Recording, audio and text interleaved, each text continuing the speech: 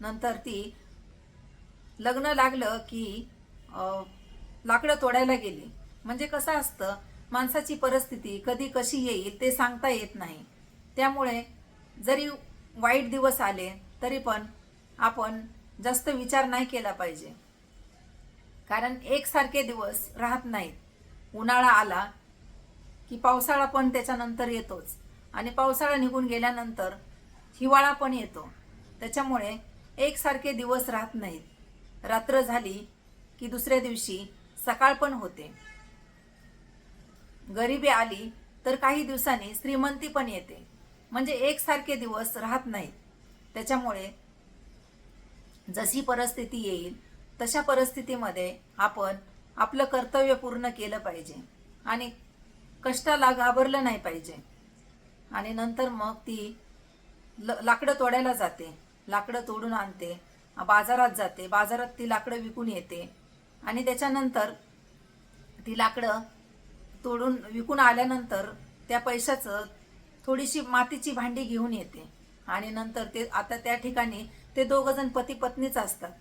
आणि मग ती एक छोटीशी झोपडी करते आणि त्याच्यामध्ये चूल बनवते आणि लाकडं गोळा करते आणि रोज स्वयंपाक करते, नवऱ्याला जेवायला घालते, स्वतःही खाते.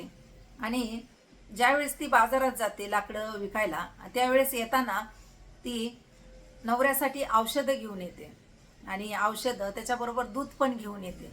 मग त्या नवऱ्याला संध्याकाळी दूध हळद टाकून दूध देते.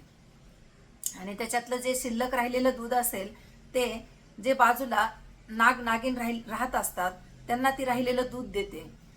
मग असं तिचं रोजचं चाललेलं असतं. नवऱ्याला गोळ्या औषधं देते. मग काही दिवसानंतर हळूहळू नवरा चांगला होतो. तो लाकडं तोडायला जातो, बाजारात जातो, नंतर जे काय लागेल ते तो सर्व करतो. एक दिवस ती झोपलेली असते आणि त्यावेळेस तिच्या स्वप्नात येतं की ते जे नागिन असतात तेच तिला सांगतात स्वप्नामध्ये की आम्ही ज्या ठिकाणी राहतो त्या ठिकाणी खोदून काढ आणि तिथे तुला म्हणजे भरपूर सोनं भेटेल, सोन्याचा हंडा भेटेल आणि मग पैसे भेटतील. त्यावेळेस मग ती दुसऱ्या दिवशी ती खोदून काढते, तर त्याच्यामध्ये भरपूर तिला सोनं भेटतं.